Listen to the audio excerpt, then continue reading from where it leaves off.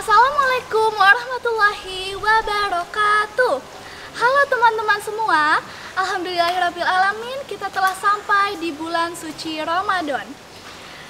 Dan ada baiknya jika kita di bulan suci Ramadan ini memperdalam ilmu agama. Salah satunya kita bisa mengetahui kisah-kisah Nabi.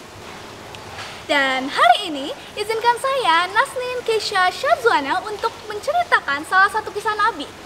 Cirinya beliau membangun bahtera kapal. Nabi siapakah itu? Yap, betul sekali, Nabi Nuh alaihissalam. Dan mari kita mulai ceritanya. Nabi Nuh alaihissalam telah berdakwah dengan waktu yang sangat lama. Tetapi yang mau mendengarkan dakwah beliau hanyalah orang-orang miskin. Orang kaya merasa mereka tidak pantas duduk bersama orang miskin mendengarkan dakwah Nabi Nuh. Mereka menyembah berhala. Mereka bahkan mengatakan, "Hai Nuh, aku akan mau mendengarkan dakwahmu itu jika orang-orang miskin ini diusir. Karena kami tidak pantas untuk duduk bersama mereka. Jelas-jelas derajat kami lebih tinggi dari mereka itu."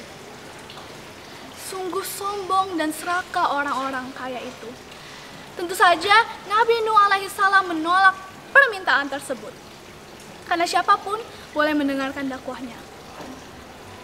Mereka bahkan menantang Nabi Nuh dan juga menantang Allah Subhanahu wa Ta'ala untuk mendatangkan azab. "Hai Nuh, datangkanlah azab kepada kami. Jika memang benar Tuhanmu itu, kami yakin, kami tidak takut. Tuhanmu itu hanyalah karanganmu saja. Kami tidak percaya adanya Tuhan itu." Akhirnya pun mereka tetap saja durhaka dan menyembah berhala. Allah pun memerintahkan Nabi Nuh untuk membangun bahtera kapal yang sangat besar di atas puncak bukit.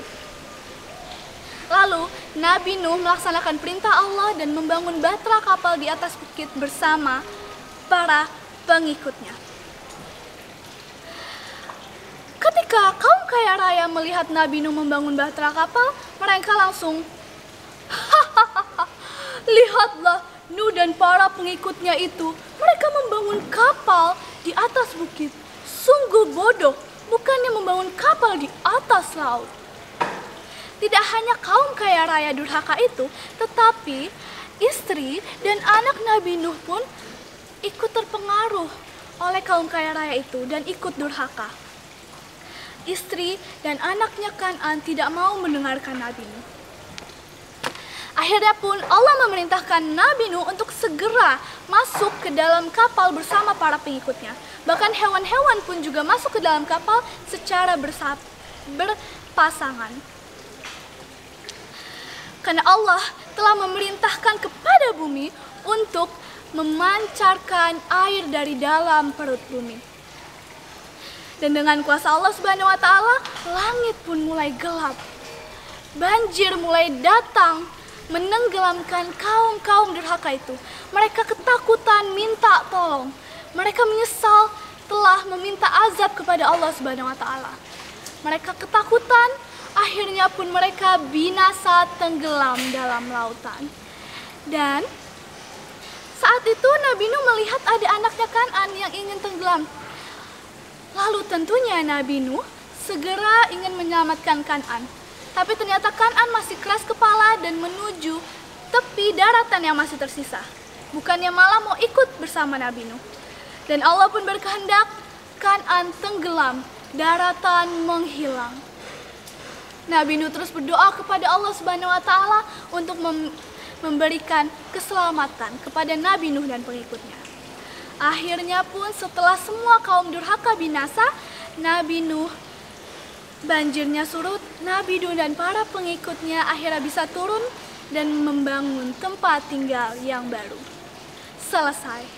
Itulah kisah Nabi Nuh dan para pengikutnya dan kaumnya yang durhaka. Semoga kita sama-sama bisa mendapatkan hikmah dari cerita tersebut. Dan itu saja yang dapat saya sampaikan. Kurang lebihnya mohon maaf. Terima kasih telah mendengarkan. Saya Nasnin Keisha Syazwana. Wabillahi taufiq wal hidayah. Wassalamualaikum warahmatullahi wabarakatuh.